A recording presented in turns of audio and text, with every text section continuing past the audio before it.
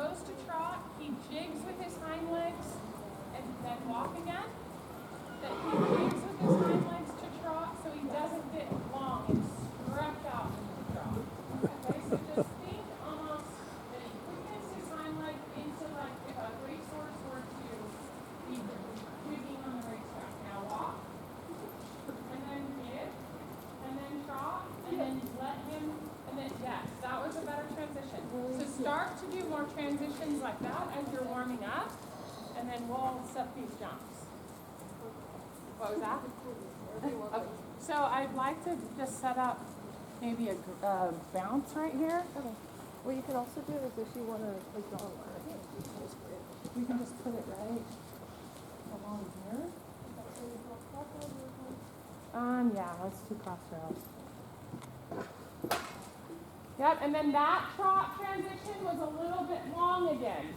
So try to let him be a little bit more to himself. So he's not feeling like he's just racing out in front of you. That the balance is coming up into your stomach. Are these servants okay? Hmm? Are these servants okay? Yeah, that's fine. Very good. Thank you. So you can do that. Good. Yeah, you feel that? How he's kind of just a little bit. Picture that you surrounded him in a box, and his box needs to be a little bit smaller. Okay? And so when you go to trot, you feel how he drops behind you, and then because he drops you behind you, you kick him and then he lengthens. He drops behind you because he doesn't want to use his hind legs to actually trot. So walk, and when you go to walk and when you go to trot, I want you to think about shortening the step and quickening the step into the trot, and then shortening the step and quickening the step into the walk. And then that was too big of a step. Do that again. Shortening the step, shorten it, until you feel like you can give the reins. And give him a little tap. Let this distance, can you, I think it's too long for in here, for right now. So just bring that vertical in, I think 2 steps, like 6 feet, 2 steps.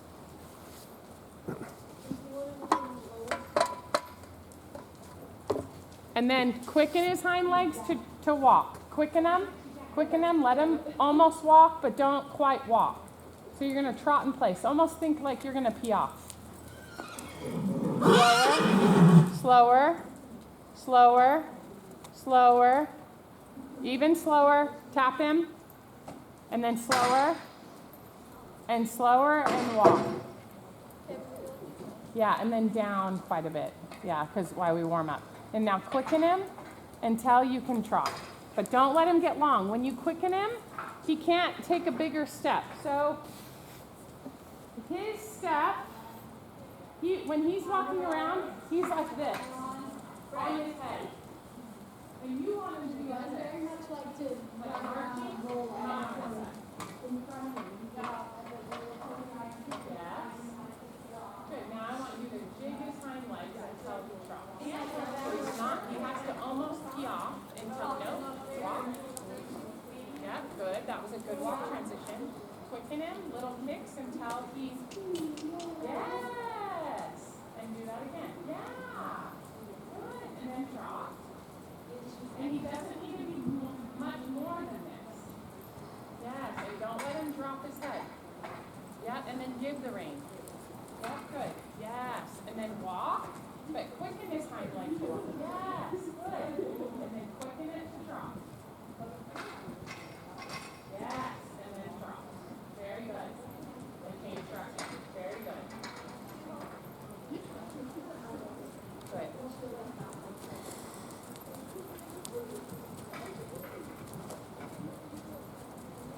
Come right there, Jeannie, there.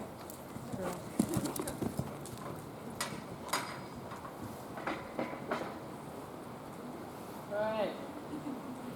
Good.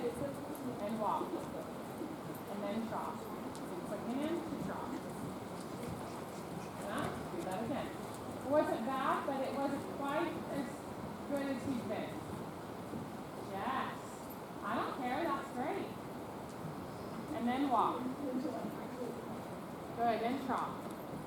And you'll start to see like his pelvis start to bend and be more underneath him instead of out behind him.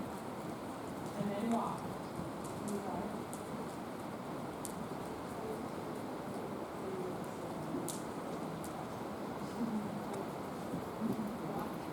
And when you're ready, trot, quicken him. Yeah, you got a little bit long there. Good. Yeah, good. And then quicken him. Yeah, good. Super. And then when you're ready, you're gonna, the system of the canter depart. You're half halting, he's softening and stretching down, and then he canters. Good. Good. Good. And then don't let him drop his head there. Yeah, and then go a little bit more forward. On the circle. Sorry, on the circle. Lift his head up. Lift his pole up. Kick him with your right leg. Kick him with your right leg. Good. Yeah, good. And lift his head up again. Lift it up and then give.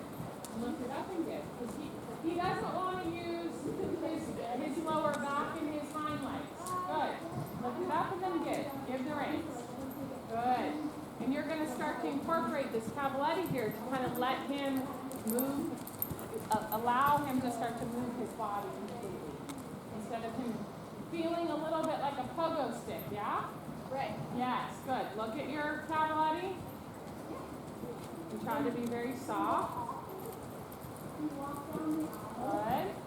And allow that step right in front of the cavaletti. Allow that step to be soft, and after it, allow the canter to open up a little bit to start as you're warming up.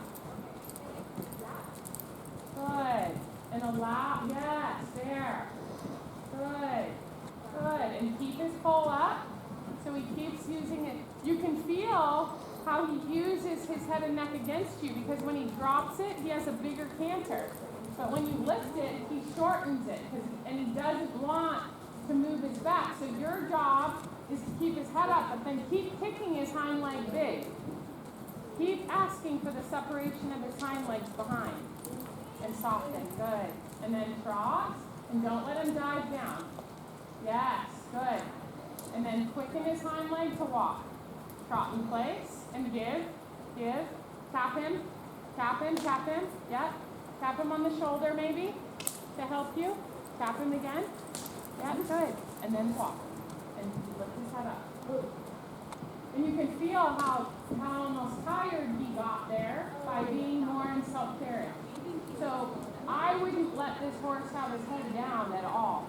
Okay. Like ride him above the bit a lot. Okay? Okay, go the other way. You can tell he's really broke and very, very obedient. You know, like he tries hard, but he's also, horses are the path of least resistance. And so he's learned how to conform and still kind of do it the easy way. Right. Does that make sense? Oh, yeah. Yeah. And quicken him and then trot.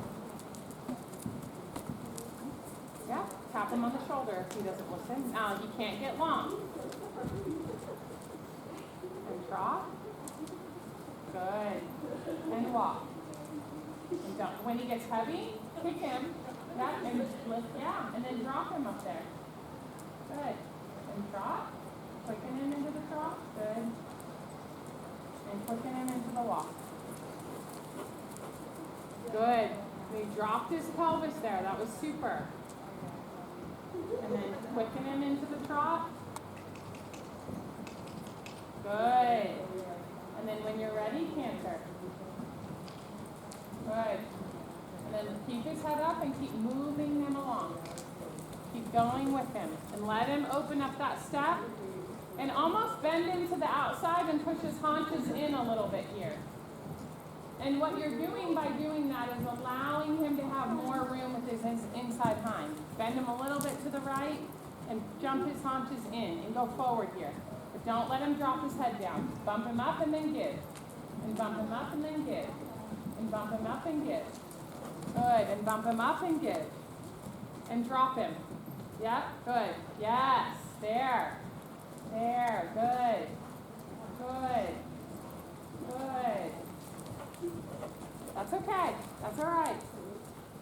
Now think about your transition when you go back and when you come forward and back, that you're getting the right transition. He's not getting tight and short in his neck. The shorter and tighter he is in his neck, the shorter and tighter he will be with his hind legs. Good. Bump him up and then give. And bump him up and give. And bump him up and give. And give. Good. And give. And give. And tap him. And give. Yes. Good. And give. Yes. There you go. And trot. And then when you're ready, a walk transition, but quicken him. Yeah. Good. Good. Good for you. Good for you. Yeah. Good.